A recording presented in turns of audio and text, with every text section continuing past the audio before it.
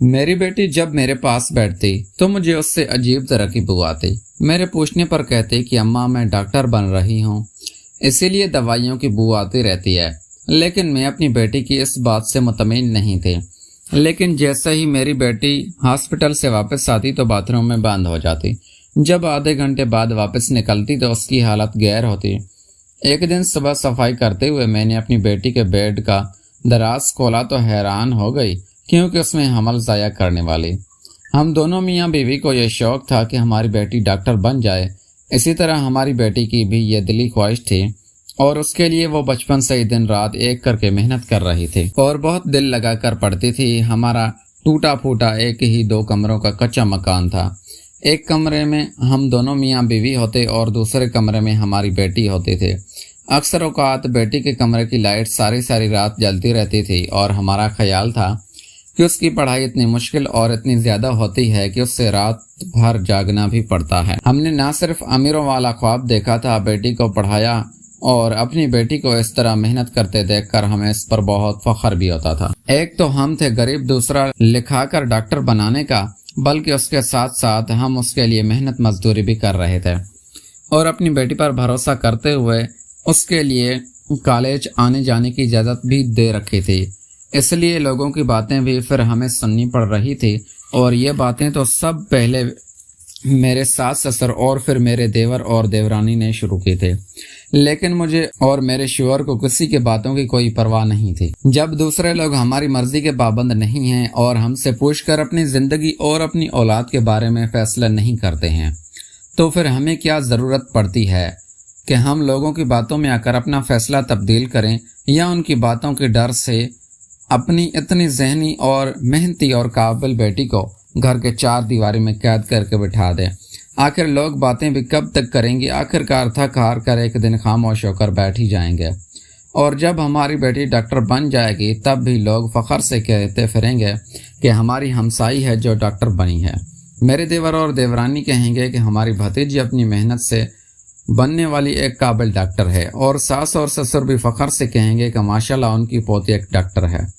جبکہ ہم بھی بیٹی کی میڈیکل کی تعلیم کا خرچہ اور لوگوں کی باتیں برداشت کرتے کرتے تھک جاتے تھے، تو یوں چھوٹی چھوٹی باتیں ایک دوسرے سے کرتے اور معصوم سی تصاویر خواہشاں ہم دونوں میاں بھی ایک دوسرے سے بانٹتے تھے، ایک دوسرے کا حوصلہ بڑھاتے اور دم توڑتے امید کو پھر سے سہارا دے کر جوان کر دیتے تھے۔ آخرکار ہماری دعائیں اور ہماری بیٹی کی محنت رنگ لائی تھی، اور FSC کے بعد میری بیٹی اس کی میڈیکل میں سلیکشن ہو گئی تھی۔ اس روز ہم نے پورے محلے میں جلیبیاں بانٹی تھی۔ اب 4 سال بعد مزید تعلیم تھی۔ اس کے بعد ہماری بیٹی نے ایک قابل ڈاکٹر بن جانا تھا، لیکن ایک مسئلہ یہ تھا کہ میڈیکل کالج دوسرے شہر میں تھا اور ہم روز روز یہ بسوں اور رکشوں کا اتنا زیادہ کرایہ نہیں دے سکتے تھے۔ یہ ایک بہت بڑی پریشانی کی بات تھی۔ آخرکار بہت زیادہ سوچ بچار کے بعد اور اپنی سیٹنگ کے بعد استادوں کے مشورے سے یہ حل نکالا کہ ہماری بیٹی میڈیکل کالج کے ہاسٹل میں رہے گی اور ہر ہفتے کی چھٹی پر گھر آ جایا کرے گی۔ اس طرح روز روز کے کالج جانے کا مسئلہ بھی حل ہو جائے گا اور میری بیٹی اپنی تعلیم پر بھی بھرپور توجہ دے سکے گی۔ آخر کو 4 سال کی ہی تو بات ہے، بس مسئلہ حل ہو گیا اور میری بیٹی ہاسٹل میں رہ کر پڑھنے لگی اور ہر ہفتے شام کو ہاسٹل سے گھر آ جاتی اور اتوار کا دن گھر پر ہمارے ساتھ گزارنے کے بعد سوموار کی صبح پھر سے وہ واپس چلی جاتے تھے۔ اسی طرح میری بیٹی کا میڈیکل کا پہلا سال خیر و عافیت سے گزر گیا اور میری بیٹی محنت اور لگن سے پڑھ کر کامیابیاں سمیٹ رہی تھی۔ لیکن جیسے ہی چند چھٹیوں کے بعد اس کی تعلیم کا سلسلہ پھر سے شروع ہوا تو ہاسٹل سے واپس آنے کے بعد میری بیٹی نے ایک عجیب حرکت کرنا شروع کر دی۔ جب بھی چھٹی پر ایک دن کے لیے گھر آتی تو مجھ سے کہتی کہ ماں مجھے بازار سے تھوڑی سی پھٹکری لا کر دو۔ جب بھی میں اس سے یہ پوچھتی کہ اس سے پھٹکڑی کا کیا کرنا ہے تو وہ ہر بار یہی کہتی کہ استاد نے پھٹکڑی پر ایک تجربہ کرنے کو کہا ہے، مجھے وہی تجربہ کر کے کالج لے کر جانا ہے۔ بیٹی کی یہ بات میں مان لیتی اور اسے پھٹکڑی لا کر دیتی۔